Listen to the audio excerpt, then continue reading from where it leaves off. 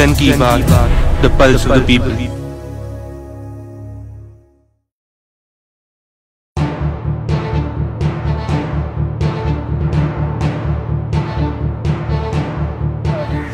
Does Quran give any authority to the mullahs in order to form these personal laws? There is nothing in Quran written like this. They have no authority. Even this All India Muslim Personal Law Board has no authority. That is an NGO. It is not made by any act of parliament. It is a non-entity. The All India Muslim Personal Law Board itself doesn't have any power to make any laws. Why is this issue so important?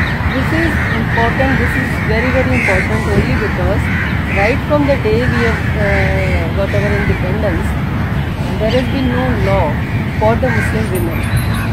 If you will see all the laws of our land, Muslim women have been left behind now. So right now, the Hindus have their Hindu Marriage Act, right? So how right now there is no written codified act as per which this personal law, personal equation between the husband and the wife who are Muslim is governed. How is it governed right now?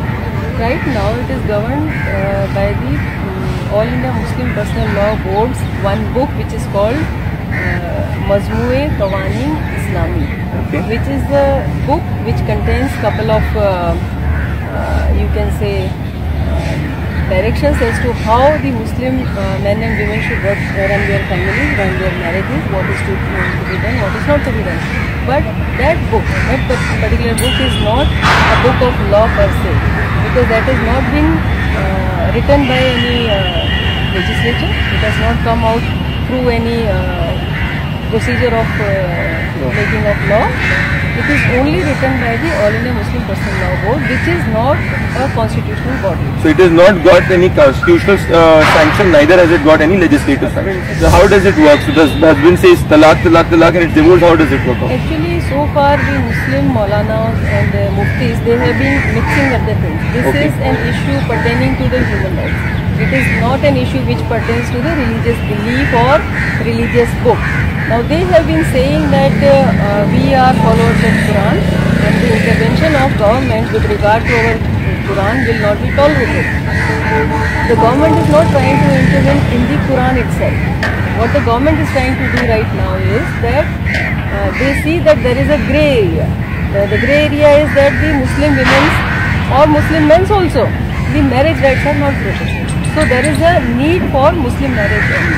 Therefore the government has taken up this issue, and there have been many instances, many cases wherein the Muslim women have been at great disadvantage. Their marriages have been ruined, their families have been ruined. Children from Muslim families have come on road because there is no law per se. Whatever the Maulanas and Muftis say is the law for them.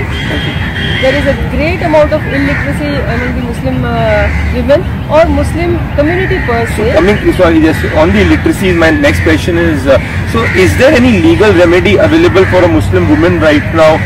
Say for example, a Muslim man says talaq, talaq, talaq, which gives a so-called sanction for a divorce to take place. So, but I as a Muslim woman do not want that divorce to take place. So what will I do in that case? Actually, in Quran as well as in the All India Muslim Personal Law Board's book, that Majmue Qawanin Islami, both the books weigh very heavily in favor of the Muslim men, whereas the Muslim woman is at disadvantage, and that is the precise reason that when the Muslim man wants talaq or when Muslim man wants to go out of the marriage, he can easily by going saying talaq, talaq, walk out of the marriage. Whereas it is very difficult for a Muslim woman. Now there can be three situations. One, that if she doesn't want to go out of the marriage and her husband is forcibly asking her to leave the marital home and go out of the marriage. Second, that Muslim woman wants to go out of the marriage and husband is saying no, I will not allow you. And third, when she is not even knowing, arbitrarily on one-sided, unilateral talaq is being given to her and she doesn't even know. Okay. So all the three kinds of talaqs are happening in India. This is the way the Muslim marriages are being run here, which is the crux of the issue is not that we are fighting for the Muslim women's rights to get them from any other community. It's from their own Muslim men from whom we want to get their rights to the Muslim women. So coming to this question, so right now when a talaq takes place, what happens to the Muslim woman after that is my question. Does she have any legal, does she have any property rights? What happens to her? Sure. Complete. There is one Muslim Marriage Dissolution Act of 1939. Now this act has also given this right to Muslim women to approach the court of law and to ask for their rights. But those situations are, conditional situations. Like under certain conditions only she is allowed to get the decree of divorce from the court.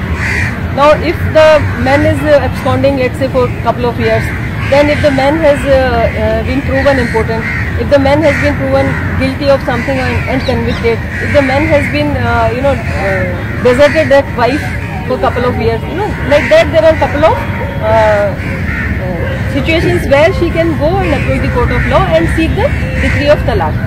Now under this also there is no provision wherein if the Muslim woman has some sort of difference of opinion with her husband or difference of opinion with the in-laws, she cannot walk out of the marriage, because those cruelties or those things has to be there, only then she can be granted the Yes, but even these cruelties that you are mentioning is of a very high degree cruelties, right? Yes. So if I as a Muslim woman want to voluntarily walk out of the marriage, there is no provision. No such provision is available.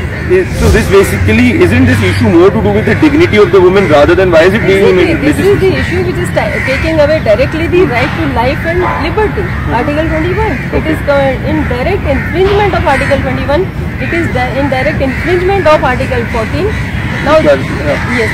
Now these people, mullahs and muftis, they are, by jumbling up the things, by mixing up the things of religious nature with the law, are actually trying to do this is our religion, we will be governed by this religion only and you have no right to interfere with it. Whereas if you will read carefully Article 25 of the Constitution of India, it has given you the freedom only to preach, profess, propagate your religion. It doesn't give you right to govern your personal law. So what you're basically saying is that the triple talaq does not fall under Article 25 and it's basically a misconduct which is being done. You work a lot with the Muslim women out there, you're representing them. What's the pulse that you're getting from the ground? The biggest proof is the UP elections, UP results. Most of the Muslim women, they voted for BJP only in the hope that the triple talaq will go. Because as long as this triple talaq orally is there, is practiced, they cannot have their peaceful life. They cannot have their dignity.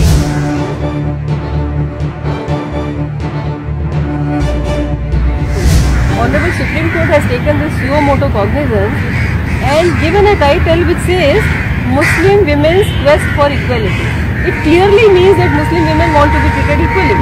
Equally means this equality can be again seen in two different lights.